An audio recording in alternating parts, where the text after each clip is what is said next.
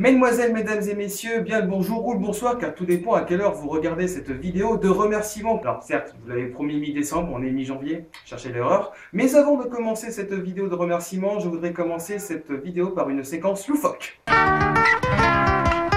Bonne année! Sur internet, il y a un débile. C'est moi! Sur internet, il y a un débile. Il vous dit bonne année, il vous dit bonne année, il vous dit bonne année, il vous dit bonne année, il vous dit bonne année, il vous dit bonne année. Pourquoi j'ai fait ça? Bref, après cette séquence loufoque, vous allez maintenant savoir le pourquoi du comment de Recrute-moi Bourson avec cette petite interview de Miguel Antonio Banderas. La tortilla de patata.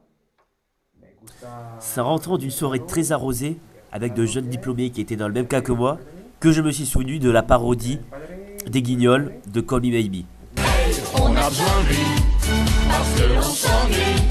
Donc prends ton portable, rappelle Sarkozy.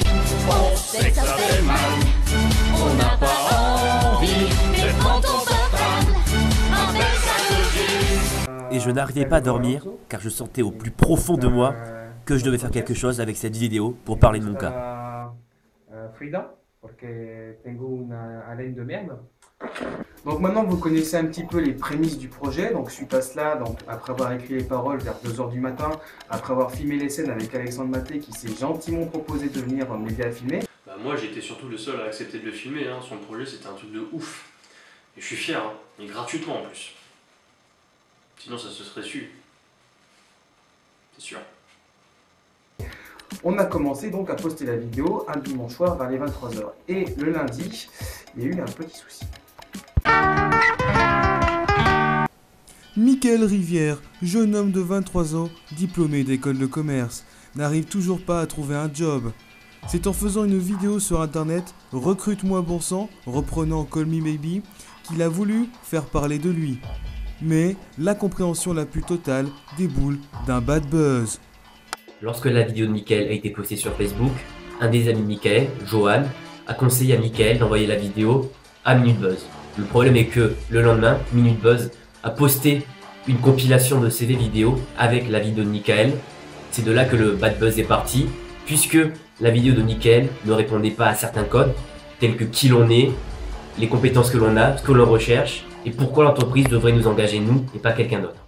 Mais heureusement, il y a eu plus de peur que de mal.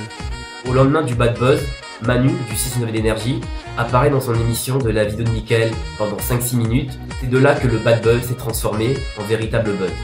Parmi Florent n'exagère pas quand il dit que c'est Énergie qui a transformé le bad buzz en buzz, puisque moi de mon côté j'ai bien vu l'évolution, les commentaires sont de plus en plus positifs, les gens ont bien compris le message derrière, et moi qui ne pensais pas me faire recruter, à la base c'était juste pour parler de mon cas, et bien finalement des médias sont venus vers moi, comme NT1 qui m'a demandé de faire une question vidéo pour Carly Rae Jepsen, la vraie chanteuse de Call Me Maybe, donc je suis passé sur NT1 dans l'émission en mode gossip.